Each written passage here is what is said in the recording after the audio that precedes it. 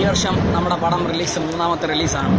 ആദ്യം നമുക്ക് യാത്ര റിലീസായി, തെറ്റിപ്പോയി. ആദ്യം നമുക്ക് പേരൻ പോയി യാത്ര എന്ന സിനിമകൾ നമുക്ക് നല്ല വിജയം കരസ്ഥമാക്കാൻ സാധിച്ചു. തമിഴ്നാട്ടിൽ നല്ല വിജയമാണ് നമുക്ക് പേരന് കിട്ടിയത്. അതുപോലെ തന്നെയാണ് യാത്ര സിനിമ തെലുങ്ക് പ്രദേശത്ത് നല്ലൊരു കൊടുങ്കാറ്റ് വീശി. നമ്മൾ മലയാളികളും കേരളത്തിലുള്ള ഫുൾ ആൾക്കാരും ഏറ്റവും കൂടുതൽ കാത്തിരുന്ന ചിത്രമാണ് മധുരരാജ. അതിന്ന് റിലീസായിരിക്കുകയാണ്. നമ്മളിന്ന് വളരെ ഹാപ്പിയാണ്. മമ്മൂട്ടി ഫാൻസ് ആയാലും ജനങ്ങളായാലും ഫുൾ ഹാപ്പിയാണ്. കാരണം നമ്മൾ പ്രതീക്ഷിച്ചതിനേക്കാളും 10 ഇരട്ടി കൂടുതലാണ് ഈ സിനിമ തന്നിരിക്കുന്നത്. നമ്മൾ സിനിമയിലോട്ട് പോകുമ്പോൾ തന്നെ നമുക്ക് പേര് പോലെ തന്നെയാണ്, മാസ് എല്ലാം നിറഞ്ഞൊരു ചിത്രമാണ്. ഈ വിഷുവിന് അടിപൊളിയായിട്ട് ഫാമിലിക്ക് വന്ന് തകർക്കാൻ പറ്റിയ ചിത്രമാണ്.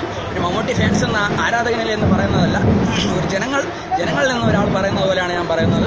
നമ്മൾ സിനിമയിലോട്ട് ചിന്തിക്കുമ്പോൾ നമ്മൾ സിനിമയിൽ മാസ്, ക്ലാസ്, അതുപോലെ തന്നെ ഇമോഷൻസ്, കോമഡി ആയാലും എല്ലാ എലമെൻറ്റ്സും നല്ല രീതിയിൽ കാഴ്ചവെച്ചിട്ടുണ്ട്. മമ്മൂട്ടിയുടെ ആക്ഷൻ എന്ന് പറഞ്ഞു കഴിഞ്ഞാൽ ഒരു രക്ഷയില്ലാത്ത ആക്ഷൻസാണ്. ഇപ്പോൾ ഫൈറ്റ് സീൻസ് എടുത്താലും ശരി, ഏത് സീൻസ് എടുത്താലും ശരി, മമ്മൂട്ടി നല്ല ഇമോഷൻസും പക്കയായിട്ട് ചെയ്തിട്ടുണ്ട്. ഒരു രക്ഷയില്ല പടം.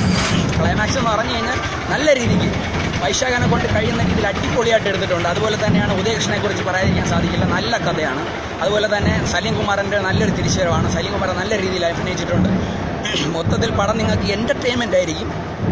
ഒരു നിമിഷം പോലും ബോറടിക്കില്ല. 2.5 മണിക്കൂർ നിങ്ങൾക്ക് ധൈര്യമായിട്ട് 100 രൂപയെങ്കിൽ 100 രൂപ കൊടുത്ത് നിങ്ങൾക്ക് ധൈര്യമായിട്ട് ഈ ചിത്രത്തിന് ധൈര്യമായിട്ട് നിങ്ങൾക്ക് കയറാം. ഒരു നഷ്ടവും വരത്തില്ല. ഫാമിലിക്ക് നിങ്ങൾ 100% പക്കയായിട്ട് നിങ്ങൾക്ക് കയറാമെന്നുള്ളതാണ്.